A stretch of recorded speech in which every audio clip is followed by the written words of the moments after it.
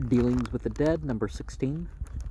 My profession is very dear to me, and nothing would gratify me more than to see my brother artists restored to their original dignity. It is quite common to look upon a sexton as a mere gravedigger, and upon his calling as a cold, underground employment, divested of everything like sentiment or solemnity. Well, at some point it was a priestly office. In the olden time, the sexton bore the title of Sacristan. He had charge of the sacristy, or vestry, and all the sacred vessels and vestments of the church. At funerals, his office corresponded with that of the Roman Dominus Funeris, or designator, referred to by Horace,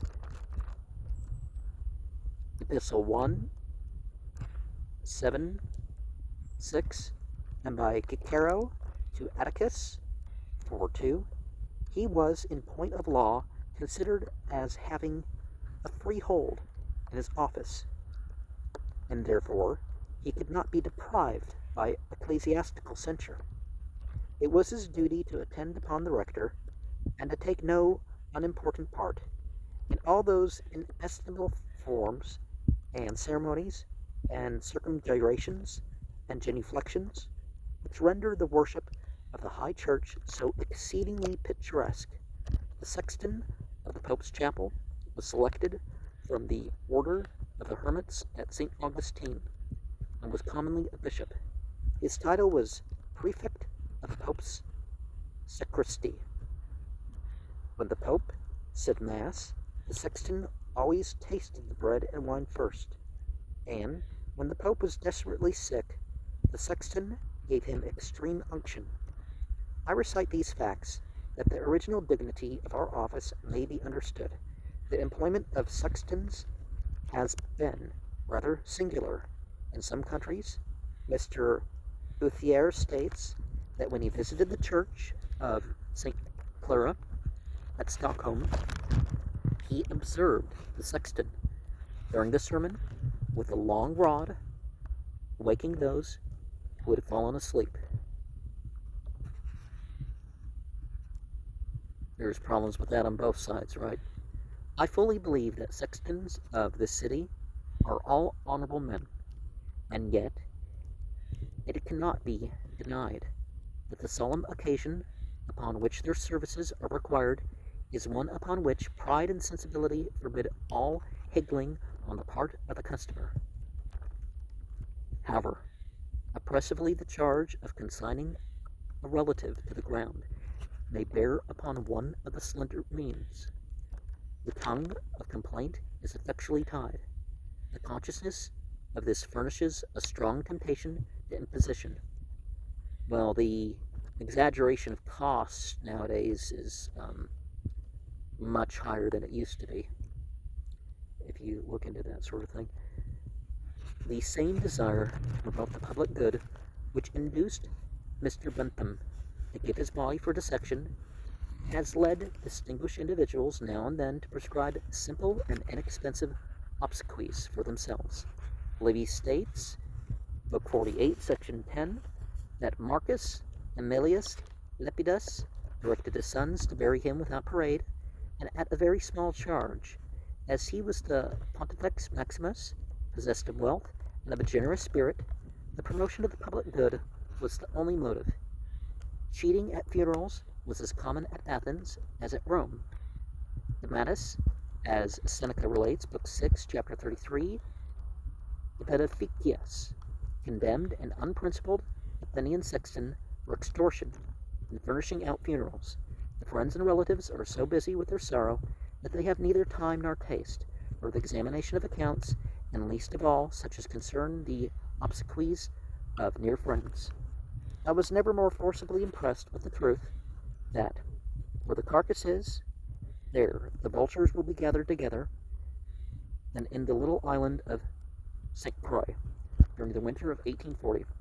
I was there with a friend, a clergyman, who visited that island for the restoration of his wife's health. She died. Her remains were never buried there, but brought to the city and here interred.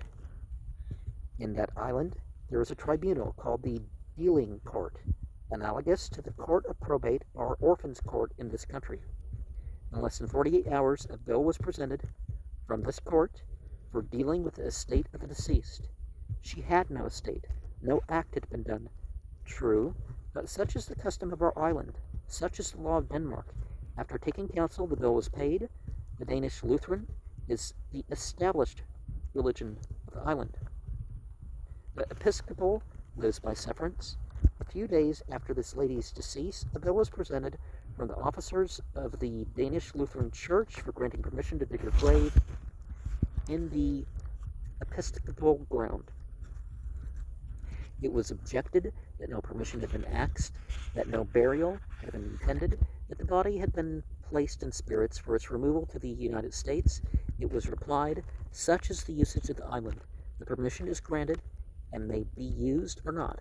Such is the law of Denmark.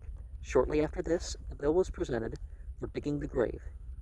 It was vain to protest, as before, and to assert that no grave had been dug. The answer was the same. The grave must be paid for.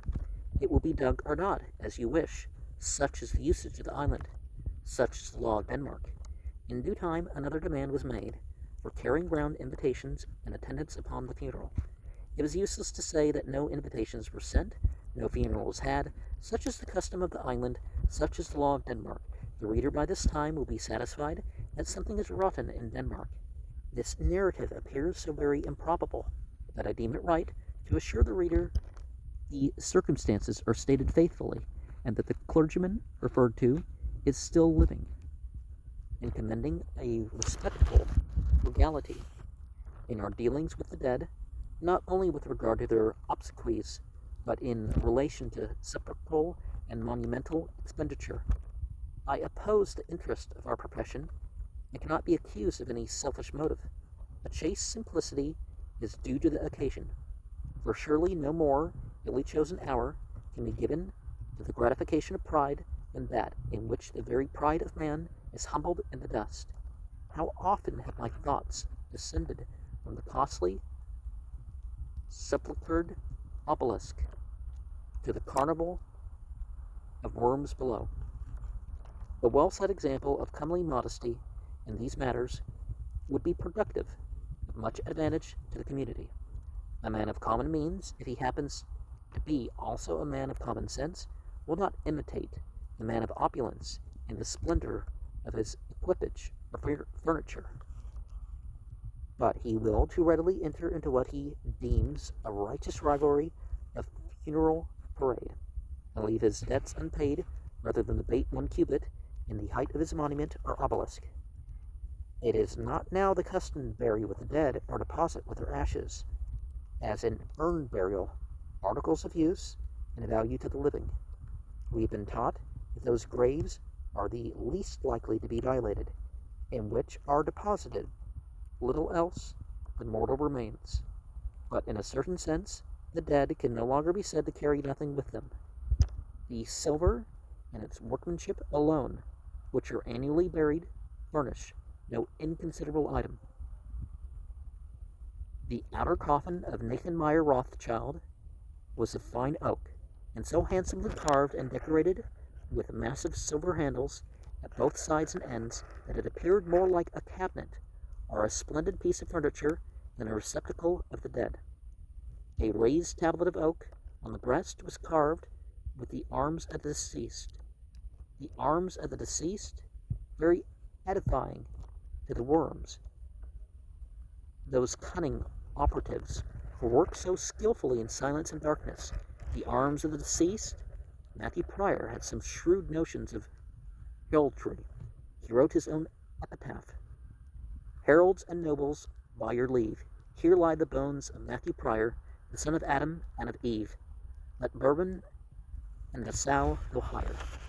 Now, some people say that simplicity of pilgrim's clothes relates to how we are, leveled at death, right?